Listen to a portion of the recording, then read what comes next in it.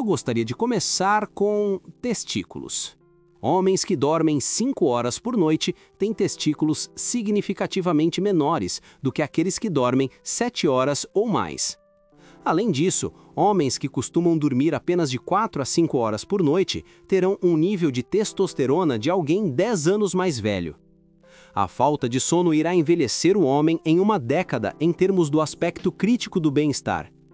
Observamos deficiências equivalentes na saúde reprodutiva feminina, causadas pela falta de sono.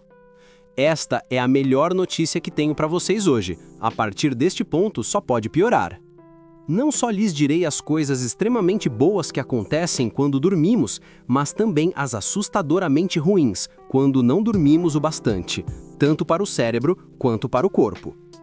Deixem-me começar com o cérebro e as funções de aprendizado e memória, porque descobrimos nos últimos 10 anos que precisamos dormir depois de aprender para, principalmente, gravar essas memórias novas para não nos esquecermos delas.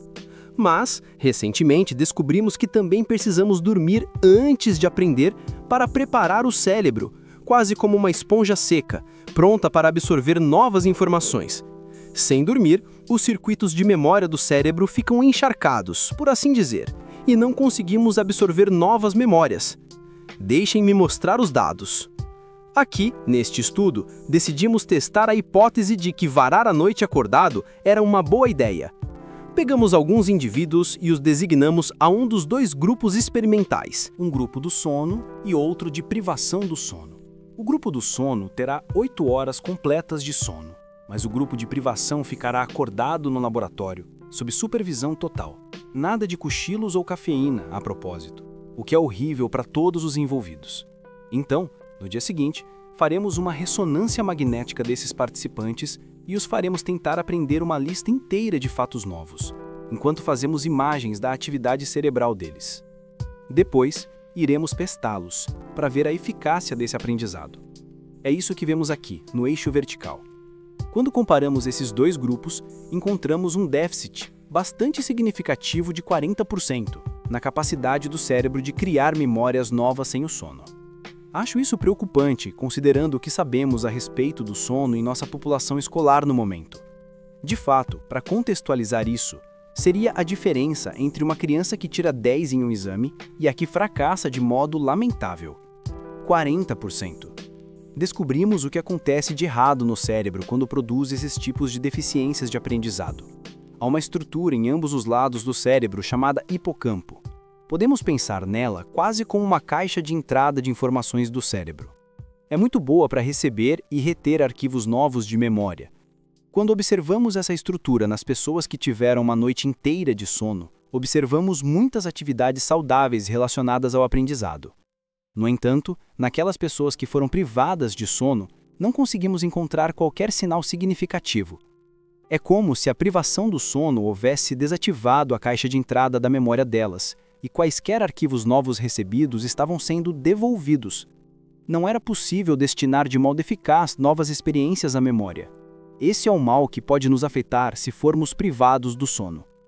Deixem-me voltar àquele grupo de controle por um momento. Lembram-se daquelas pessoas que tiveram 8 horas completas de sono? Podemos fazer uma pergunta bem diferente. O que acontece com a qualidade fisiológica do sono quando conseguimos dormir, que restaura e melhora a nossa capacidade de memória e aprendizado todos os dias? Ao colocar eletrodos por toda a cabeça, descobrimos que existem ondas cerebrais grandes e poderosas que acontecem durante os estágios mais profundos do sono, que percorrem no auge deles essas manifestações espetaculares de atividade elétrica que chamamos de fusos de sono.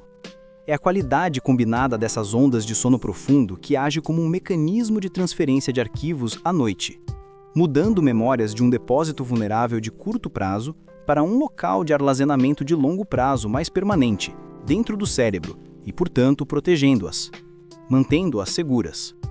É importante compreender o que na verdade conduz esses benefícios de memória durante o sono, porque há implicações médicas e sociais reais. Deixem-me falar sobre uma área para a qual levamos esse trabalho, clinicamente, que é o contexto do envelhecimento e da demência, porque é claro que não é segredo que à medida que envelhecemos, nossa capacidade de aprendizado e memória começa a desaparecer e diminuir. Mas também descobrimos que uma assinatura fisiológica do envelhecimento é que o sono piora, principalmente a qualidade profunda do sono que comentei. Só no ano passado, finalmente publicamos evidências de que essas duas coisas não simplesmente estão ocorrendo juntas, mas estão significativamente interrelacionadas.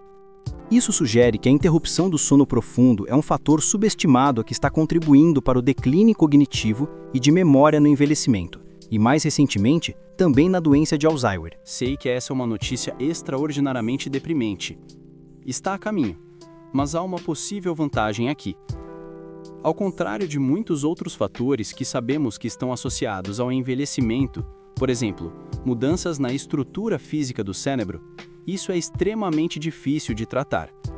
Mas o sono é uma peça que falta no enigma explicativo do envelhecimento e do Alzheimer. É animador, porque talvez possamos fazer algo a respeito. Uma maneira de abordarmos isso em meu centro de sono não é pelo uso de pílulas para dormir. Infelizmente, elas são armas impróprias que não produzem um sono natural. Em vez disso, estamos desenvolvendo um método baseado nisso. É chamado de estimulação cerebral por corrente contínua. Uma pequena voltagem é inserida no cérebro, tão pequena que geralmente não se sente, mas tem um impacto mensurável.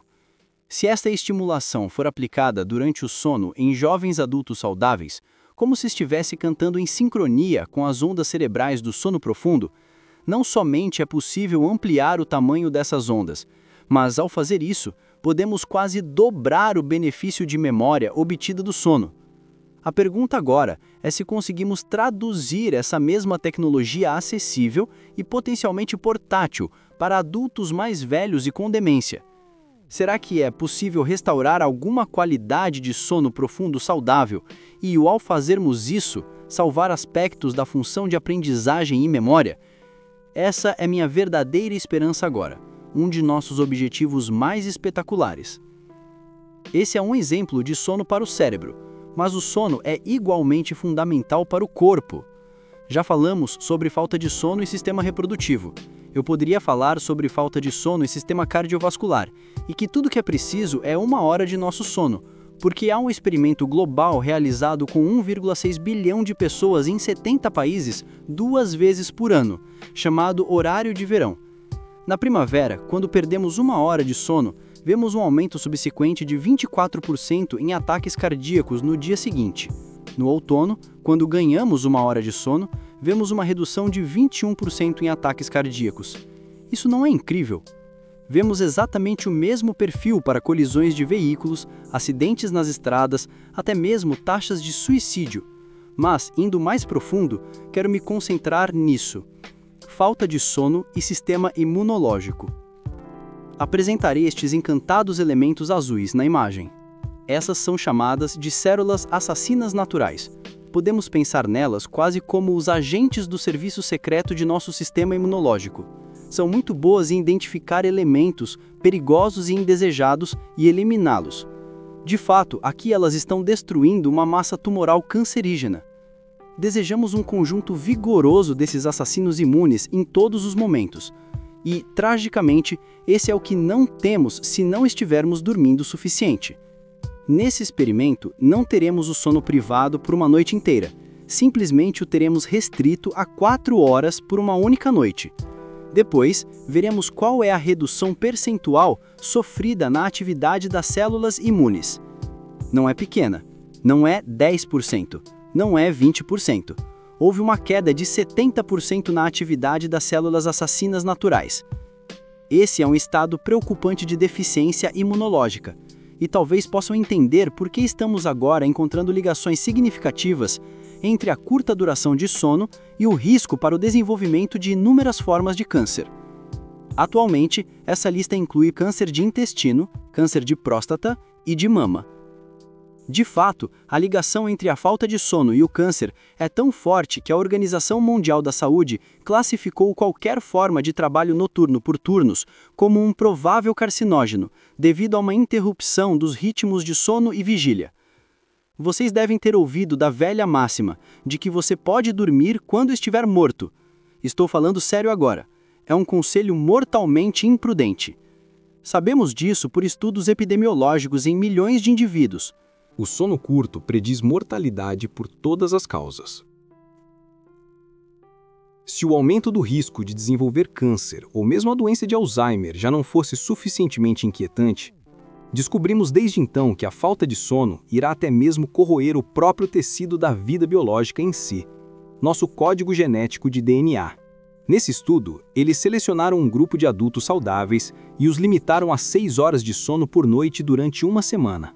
Depois mediram a mudança no perfil de atividade genética em relação a quando esses mesmos indivíduos estavam dormindo 8 horas por noite. Houve 2 descobertas importantes. A primeira foi que um total significativo de 711 genes tiveram sua atividade desestabilizada devido à falta de sono. A segunda foi que cerca de metade desses genes teve sua atividade aumentada e a outra metade foi diminuída. Os genes desligados pela falta de sono eram aqueles associados a nosso sistema imunológico. Mais uma vez, podemos ver essa deficiência imunológica.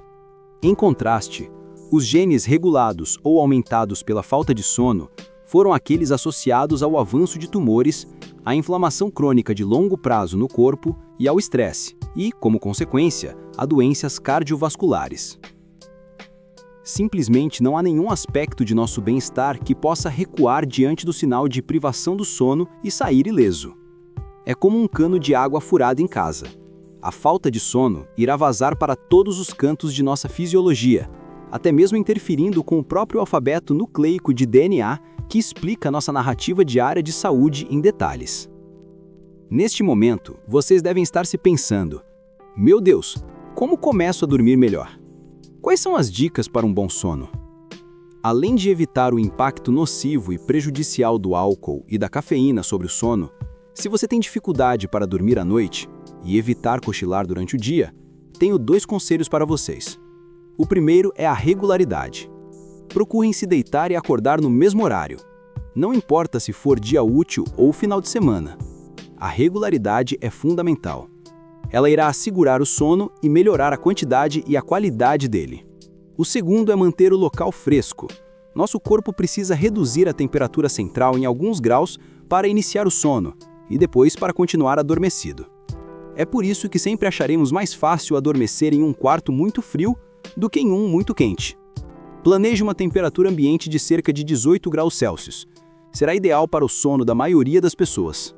Finalmente, refletindo um pouco, qual é a mensagem extremamente importante? Creio que deva ser esta. Infelizmente, o sono não é um luxo opcional de estilo de vida. É uma necessidade biológica não negociável.